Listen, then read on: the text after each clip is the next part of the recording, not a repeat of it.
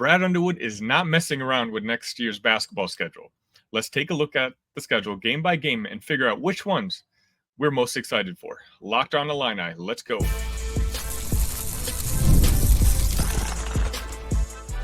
You are Locked on Illini, your daily podcast on the Illinois Fighting Illini. Part of the Locked On Podcast Network, your team every day. Welcome back to another episode of Locked on Illini. Thank you for making us your first listen every single day. A simple reminder, we are free and available wherever you get podcasts and on YouTube. Just search for the Locked on Podcast Network, your team every day. My name is Sonny Verma. You can find me at IlliniCast, or you can find me at the Sonny V on Twitter. You can also be a part of the show by subscribing to us at the SUBTEXT link in the description.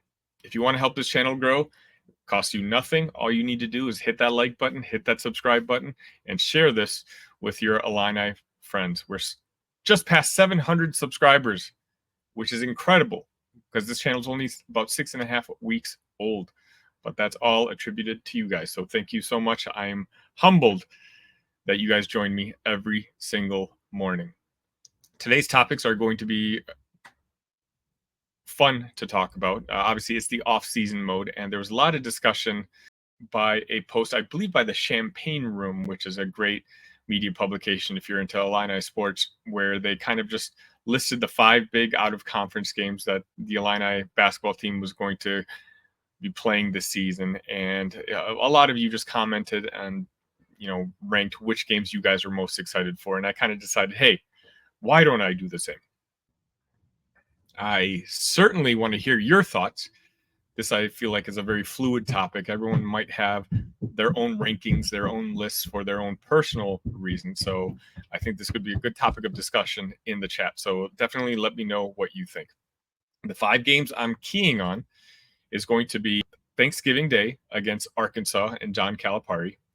Saturday, December 14th in Champaign, Illinois, the Tennessee Volunteers make their return visit. Obviously, the Illini visited Knoxville last year. Sunday, December 22, we have our rivalry game, the bragging rights game with Missouri. Duke at Madison Square Garden on February 22nd. And a game against Alabama, as of now, is still TBA.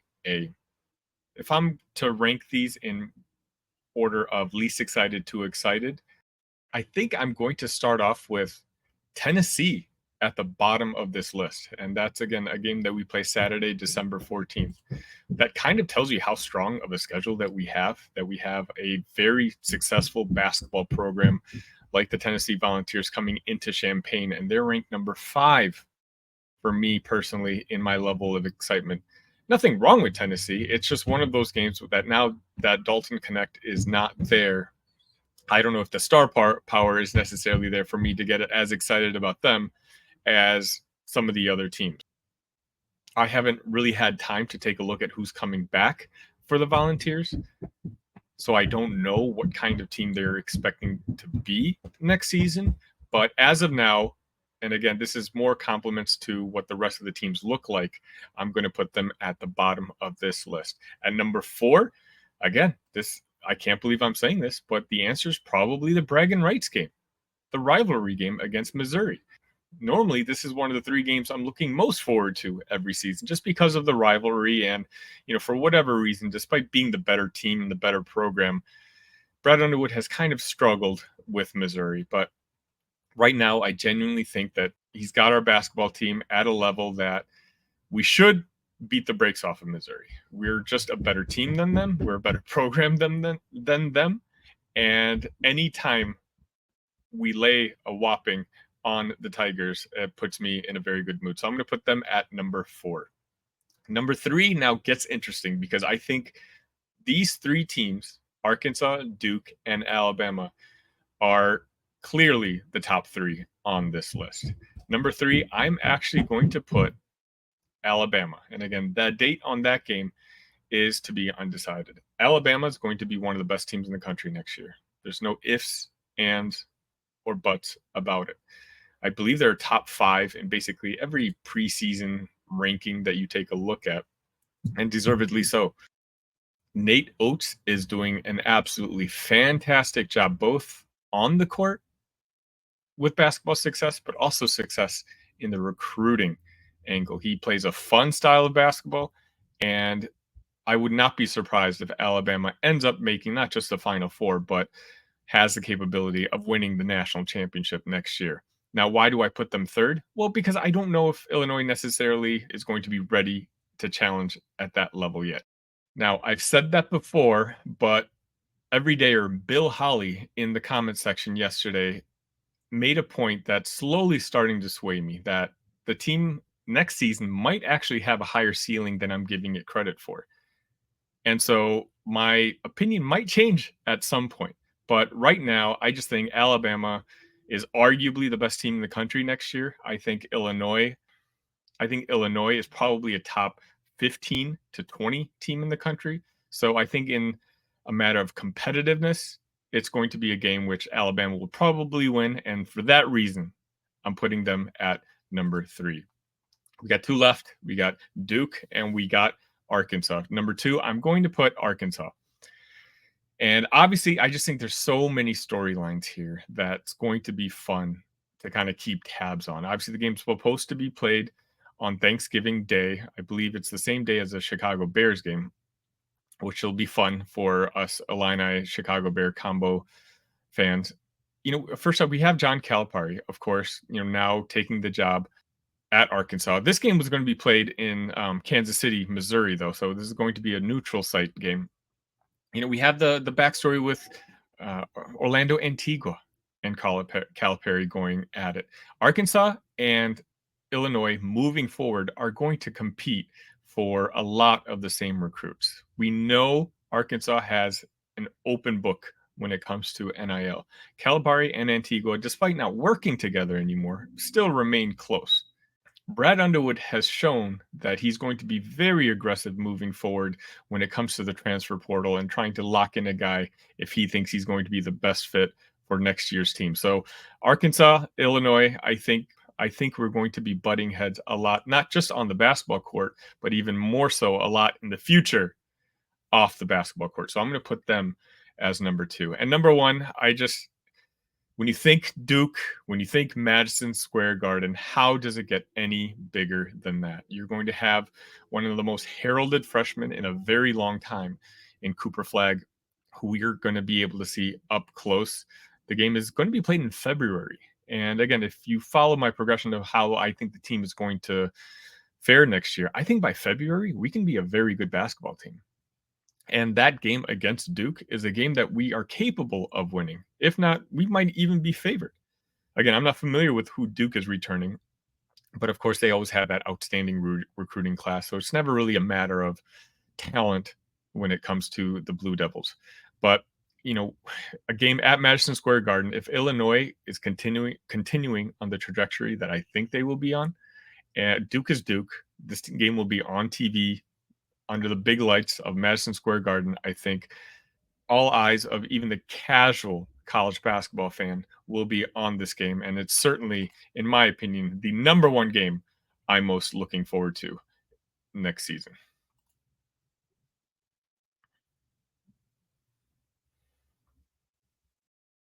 I'll tell you what games I'm not looking forward to watching on TV, and that's my Chicago Cubs.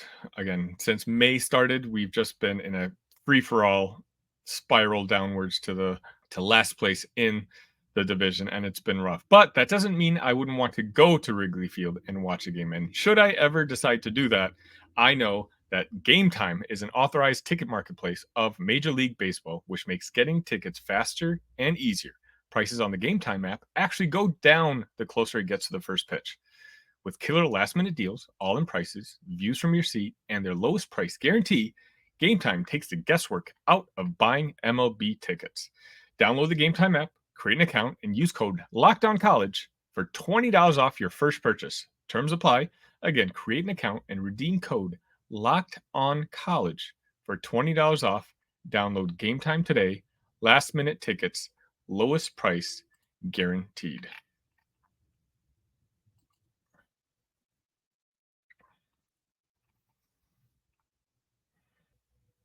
We're about 51 days until the Illini kick off, and now it's the time where we're kind of in college football preview magazine day. And obviously you see a lot of Phil Steele. He's, I think, the most popular guy out there. A lot of people reading his magazine. And today I'm going to take a look at Phil Steele, his Big Ten unit ranking, which basically has every single school in the conference and ranks them in quarterback, running back, receivers, offensive line, defensive line, linebackers, defensive backs, special teams, and coaching. So I'm not going to lie, I took a look at this list earlier and I was humbled a bit. Obviously, I'm a big football supporter and I have high aspirations of what I think Brett Bielema and company can do, but these rankings weren't exactly something to get excited about for the upcoming season. So let's just go ahead and get started. At quarterback, obviously we have Luke Altmaier. He ranks us at 11 in the Big Ten. And I think this is a popular saying. I don't agree with this one at all. I think Luke is a player who, unfortunately, his two biggest games that most people watched was that debacle against Kansas and that first half against Penn State when he threw 4 interceptions.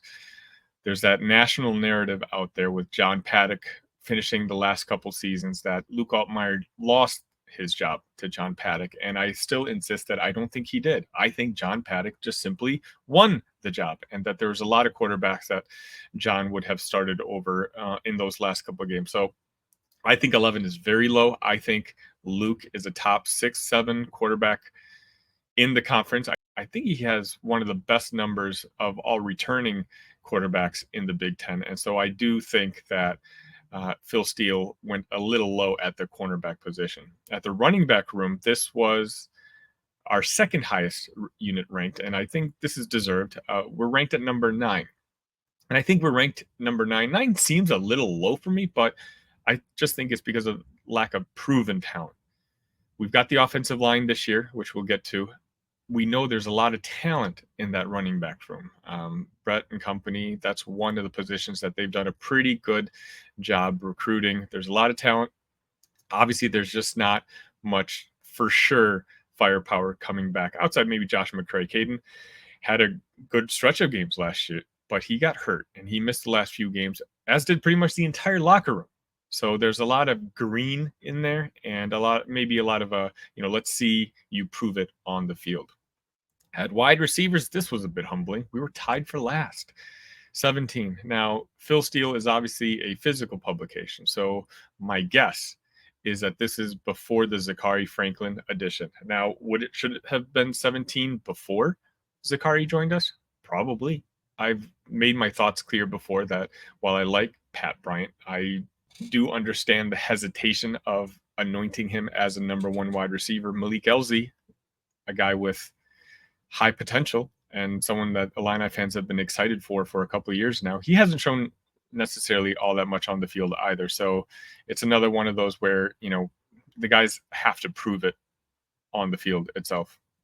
Now, at offensive line, this is where I was kind of surprised. Phil Steele has us ranked at 13 out of 18 teams. And honestly, I'm not sure why. The coaching staff seems to be a lot higher on their offensive line than Phil Steele is. The offensive line is one of the reasons I'm actually more optimistic about the football team's potential next year. I think the offensive line is going to be a very solid unit, probably a minimum top 10 unit in the Big Ten. I'd argue even higher, especially with the NFL potential of new transfer JC Davis. But as of now, Phil Steele has us at 13. At defensive line, once again, we come in dead last. Well, tied for dead last with Washington. This one, I hate to say it, I agree with. If there's one position I am extremely concerned about, it is the defensive line that we're going to be trotting out next year. Is the talent there? Sure. There's a decent amount of talent there. Obviously, we don't have the Newton and we don't have the Randolph from last season, but because we don't have that star talent, we are 1 or 2 injuries away from that defensive line being one of the weakest, and not just the Big Ten, but in the Power 4. And that's a scary thought because especially in this day and age, the defensive line is one of the most important positions.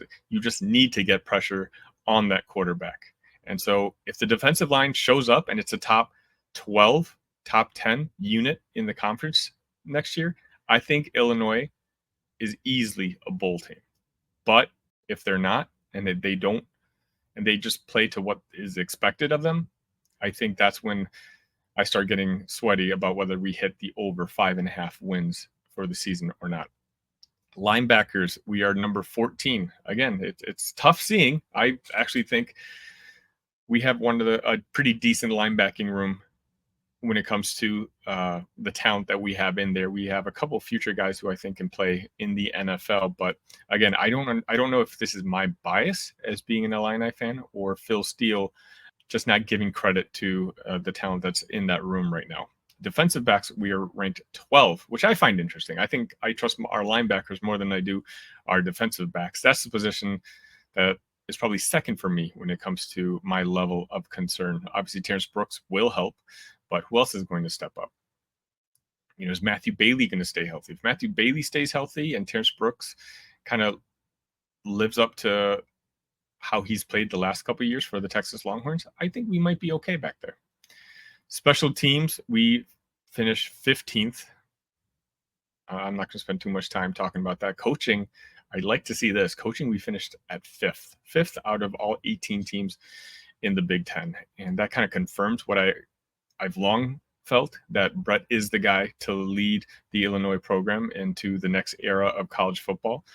I sincerely hope that the fans don't lose patience. This is a very, very tough job that Brett has ahead of him, and it's going to take a while. But slowly by slowly, the talent level in our football program is rising. Do we need to be able to nab more high-end talent? Absolutely we do. And I've thought about a segment for that in a future video. But number 5, right now, Phil Steele thinks that the Fighting Illini have a top 5 coaching staff in the entire conference. Let me know what you think. Do you think I'm too high on some of these units? Do you think Phil's too low on some of these units? Do you think Phil's right? Phil Steele is a college football legend, and he knows a lot more about college football than me, but that doesn't necessarily make him right all the time. So I'm very curious on what you guys think.